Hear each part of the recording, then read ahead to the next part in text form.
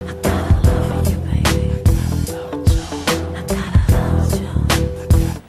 I go, I want to be honest. I want to awake the ghost of a lost girl's soul because there is no need to carry these bones on to the next stage. Honest. I don't hug my mama proper.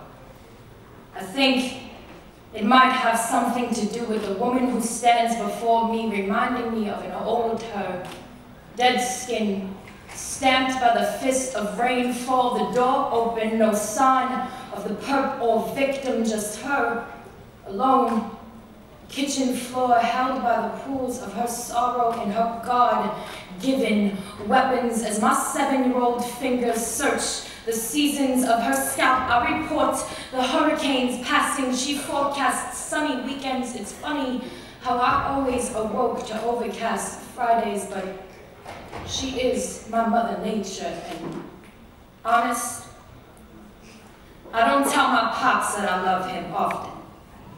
For fear that this tongue might be lying, I don't hug him either. For his embrace feels as fraudulent as my I love yous, and it may have something to do with his omitted words as a vulture of his woman picked at the ruins of my bones. The one time I cried out for him to help me, the one time I couldn't fucking clear out the debris after the detonation, he, medically trained first aid, stood at the foot of my deathbed and said, "How can I be proud of you after something like this?" A judicial father, executive lover, and legislative daughter, I guess we all have to check our balance sometimes.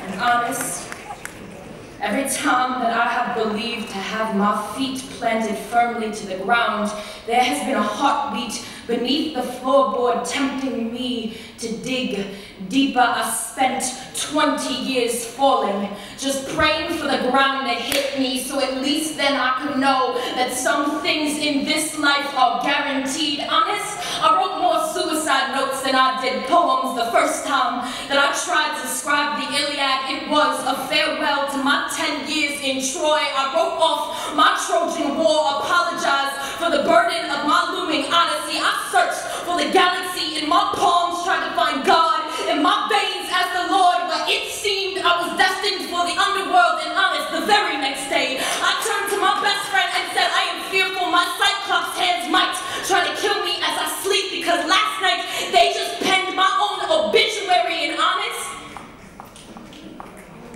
I used to pray for like everything, like every battle and every victory. I swore to God that he lived inside of me. I remember the first time that I got my ass beat, I told a woman that despite her hatred, God whispered so I could love every inch of her. She beat the holy out of me. She stripped me of my scriptures, silenced the sounds of my deity, asked me, "Can you still speak to your God with all of that Red Sea in your mouth?" At 13.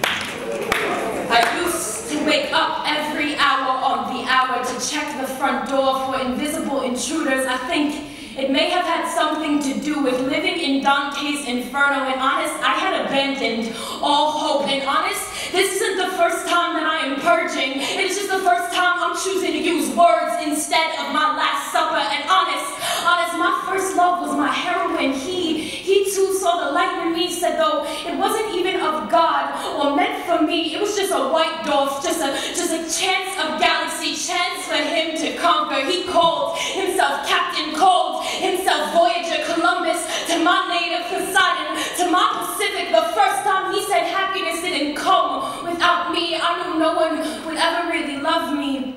Actually, the first time he forced me to lay with his best friend, I knew no one would ever really love me. I have cleared out bottles, hoping that the bottom would give me an honest reflection. I have tried to convince myself the mirror isn't a burial ground. I've had sex with way too many strangers just because I could Because I wanted to play God, because I wanted to be holy again, if not to me, at least for one night, to one man. I don't remember their names, and it doesn't matter, so long as mine is the one they are speaking in tongues on Sundays. And honest, nobody has ever really fucking left me. They have just fired 7 clip rounds, bled me out, turned around and asked me to hold them, and I've held every single one of them fucking tightly. And honest, these are just my ghosts right now. These are my whispering ravens, my wind chimes on a still midnight. My soul, it is fine wine, it is a tin roof after a hurricane, a shotgun wound to the already dead. This is my rebellion blood.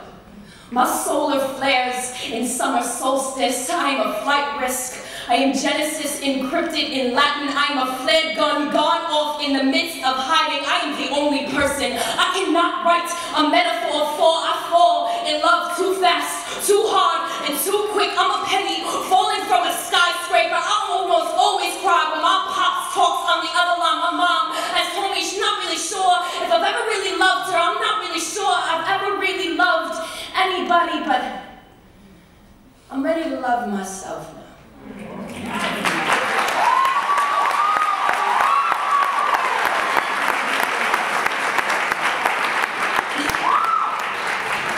So maybe then I can stop seeking religion in the void of another human and find the scriptures in my broken vessels. I'm ready to love these bruises.